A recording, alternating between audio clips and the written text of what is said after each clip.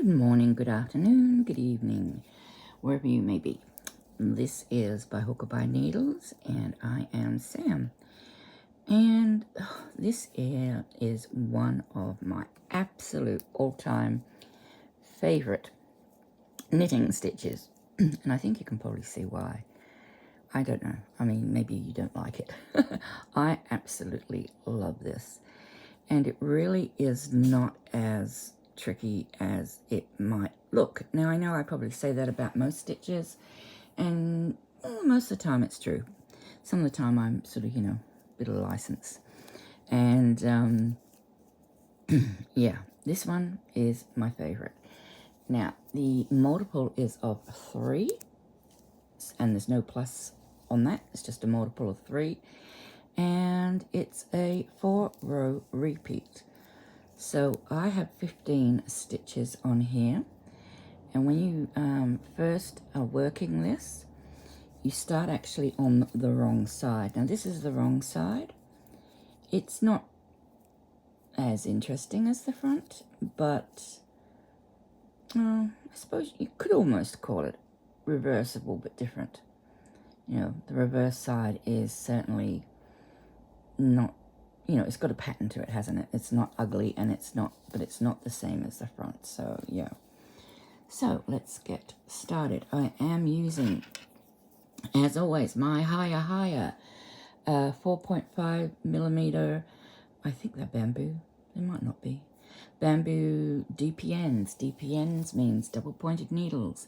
And I am also using some Bendigo Woolen Mills 8-ply yarn, which is DK weight in the UK, and sorry, DK weight. It's DK in the UK, and it's 3 weight in the US.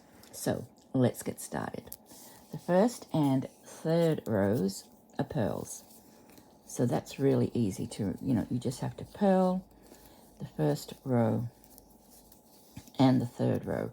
So basically, every time you turn your work and you're looking at all these purl bumps, you're just purling across. There's no increases, no decreases, nothing. So you just purl across those 15 stitches. Nice and easy.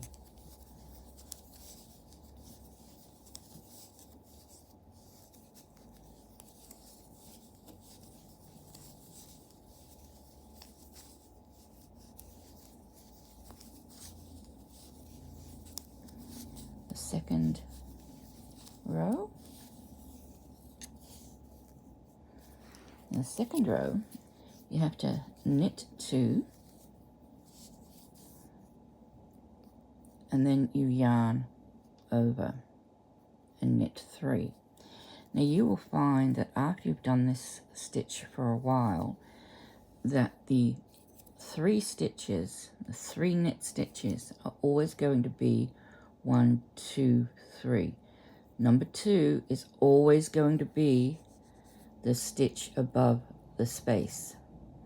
And that's going to help you remember which row you are doing, because the row 2 and 4 are different, but only slightly. So, but just keep that in mind. The stitch above the gap is your middle stitch of your 3 stitches. So we're going to knit 2, and we're going to bring our yarn forward. Now what happens now is when I knit these 3 stitches, that's going to create an extra stitch, so I'm actually increasing. So we're going to knit 3. 1, 2, 3. So you can see I've got a yarn over here, which is an increase, and then I've knitted 3. See how that second stitch comes in on just above the hole. Then what we're going to do is we take our left hand needle, or right hand needle if you're left-handed. We're going to pick up that first stitch of the 3, or if you prefer, the first stitch after the yarn over, and we're going to pick it up and we're going to pull it over those two, like that. And that just creates a slightly bigger hole where the yarn over is. You see that? Right, so we're going to yarn forward again. So what we've done there is actually decrease the stitch. So we've increased with our yarn over, and we've decreased with bringing that stitch over those two. And in this way, the pattern keeps the same stitch count throughout. Just get some more yarn out. So again, we go yarn forward because we're going to knit 3 stitches. 1, created our yarn over. 2, it's above the space. 3. So there's our yarn over, the first stitch after our yarn over, or the first stitch of the 3 gets picked up and taken over. Oops, that went out of focus, didn't it? That's better. Picked up and pulled over those 2.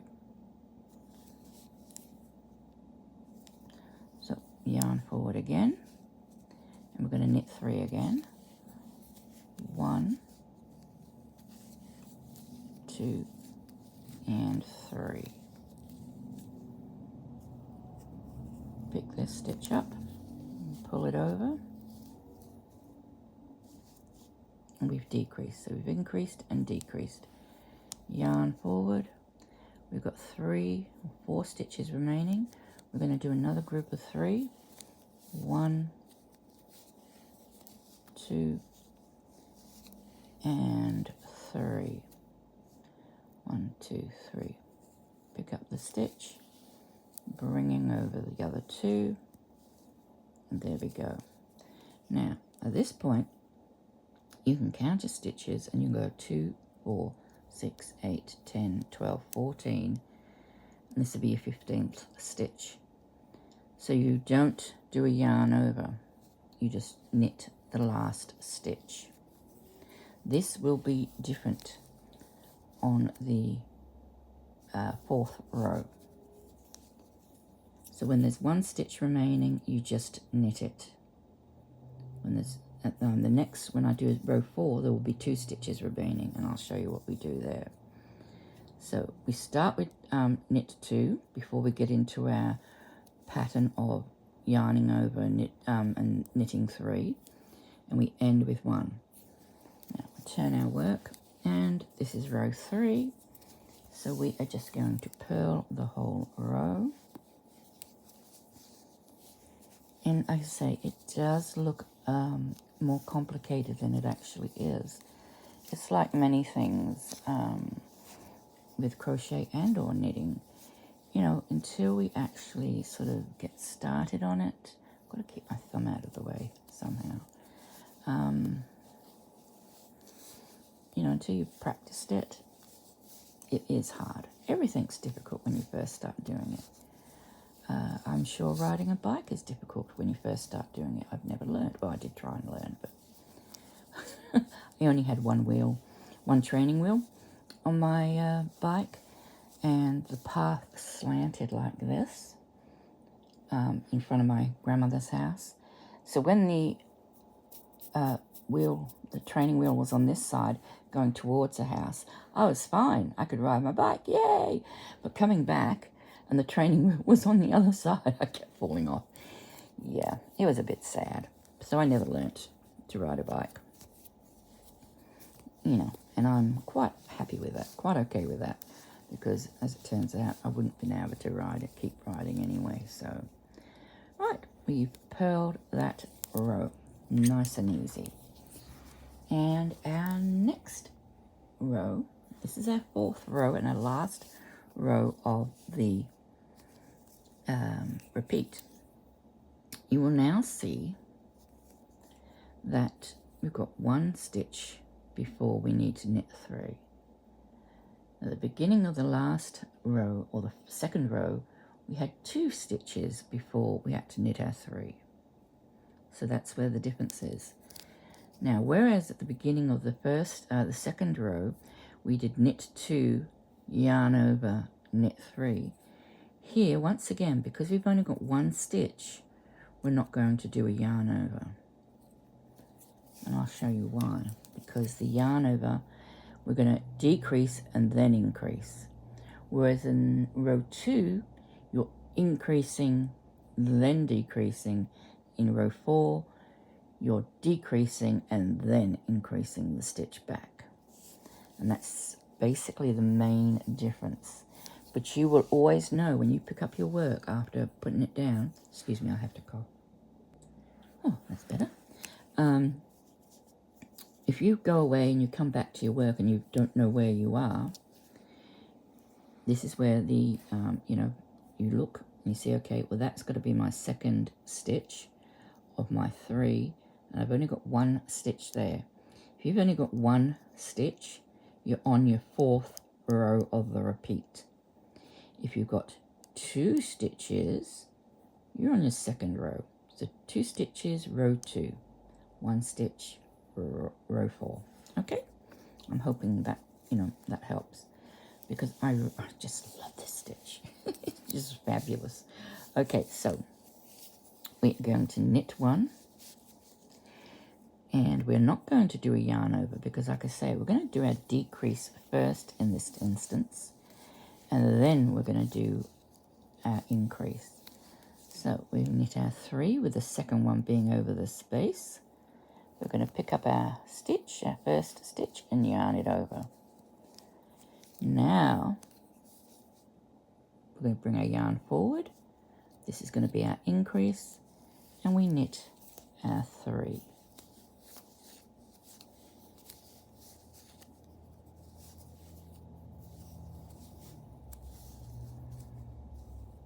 Pick up that stitch, the first of that 3, and bring it over, pass it over the other 2. Yarn forward, knit 3,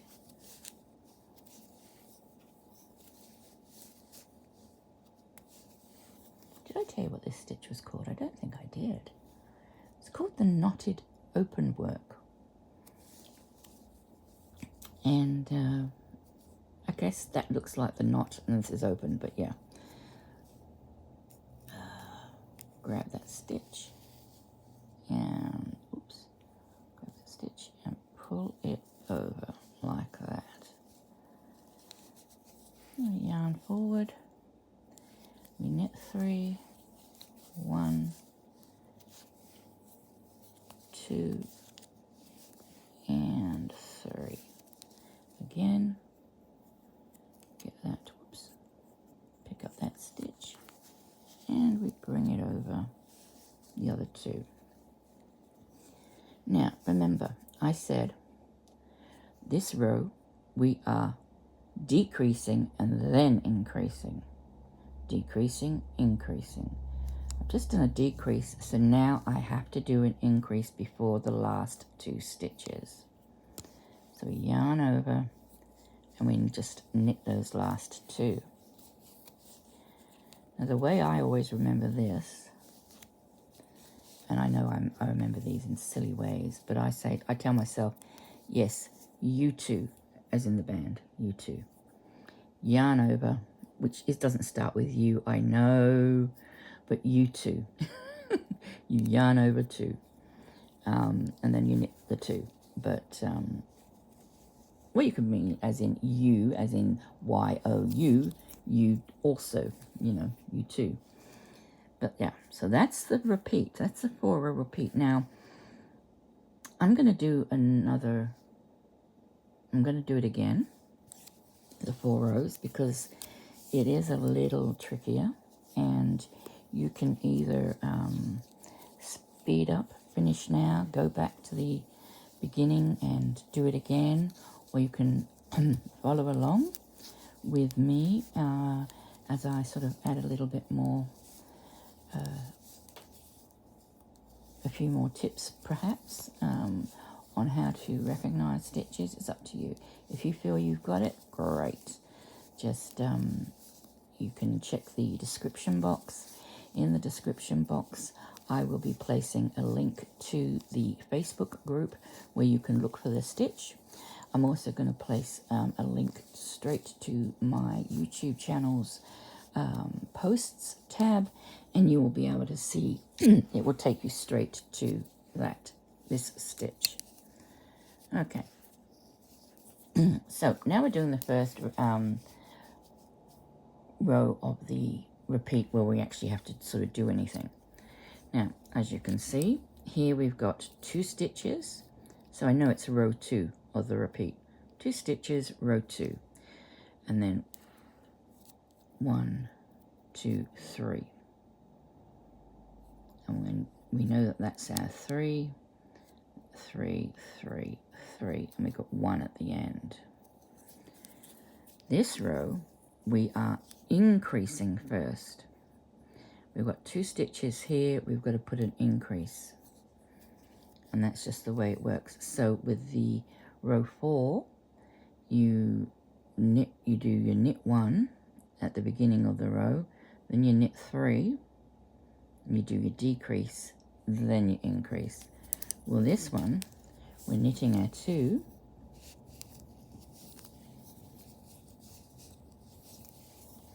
we're going to do our increase first. So we bring our yarn forward and then we knit our 3.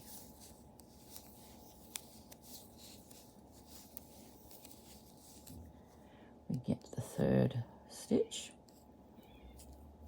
and we bring it over those previous 2. Bring our yarn forward, knit 3,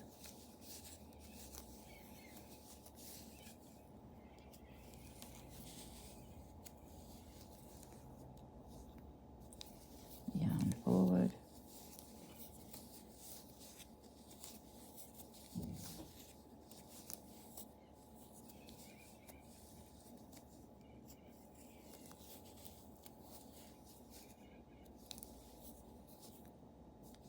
now we're down to our last 3.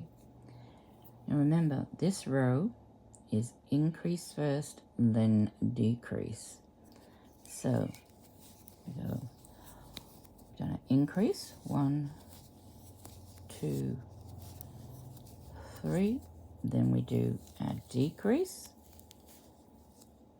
We do not want to increase or decrease anymore because that will alter the overall length, stitches, number of stitches. We've got 2, 4, 6, 8, 10, 12, 14, and that's our 15th. So we're not going to bring our yarn forward even though we have just pulled 1 stitch over, because we do our increase first, then our decrease. So we just knit that last one by itself.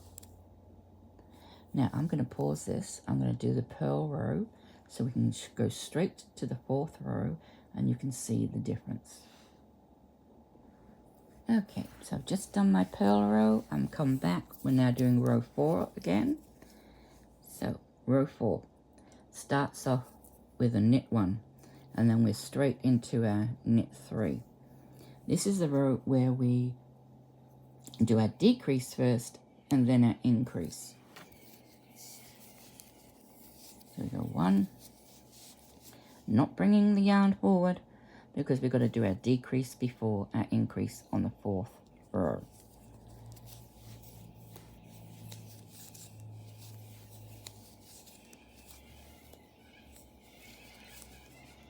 And then we bring that one over. So we've done our decrease. Now I need to do an increase and then we do that's our repeat. It's increase, decrease, increase, decrease. Pick up that first, stitch of you really need pointy needles for this too.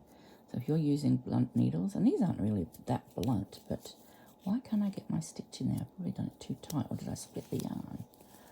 What on earth is going on? Oh dear, I think I really... I'm going to actually undo that because I've done that really tight or something silly. Hang on, I'll just undo that And I'm going to try that again because that was really awkward to get into. So we yarn over for our increase, and then we go into the stitch.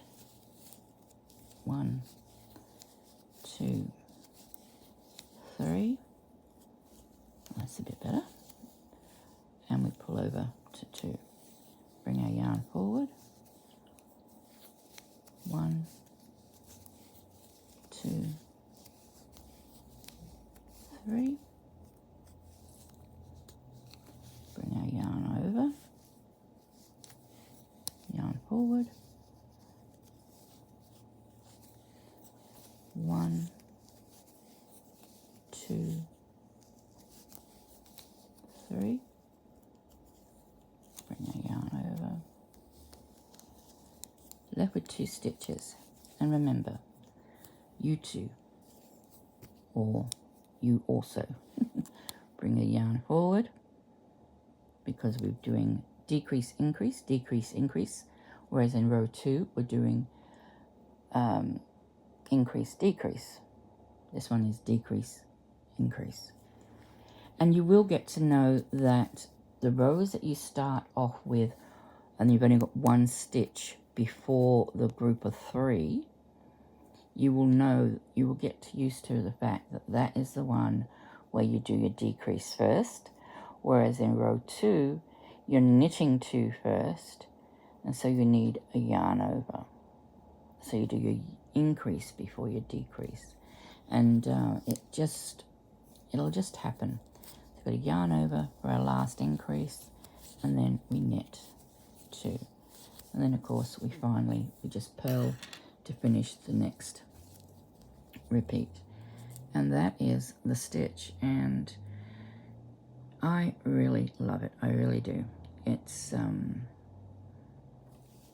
very pretty. I mean, it's not obviously 100% reversible, although it doesn't look completely unappealing from the back. But you know, I would probably use this more for something like a cowl or a hat, maybe a blanket. Just trying to think what else. I mean, you could use this as a top, a summery sort of spring or autumn top, but you would probably make sure that you wore something underneath. Unless you were a little bit daring and you had a nice figure, you could probably get away with a camisole or just a bra underneath. But yeah, not me. I wouldn't get away with that. But anyway, okay, so that is the knotted open work stitch, and it is really one of my absolute favorites.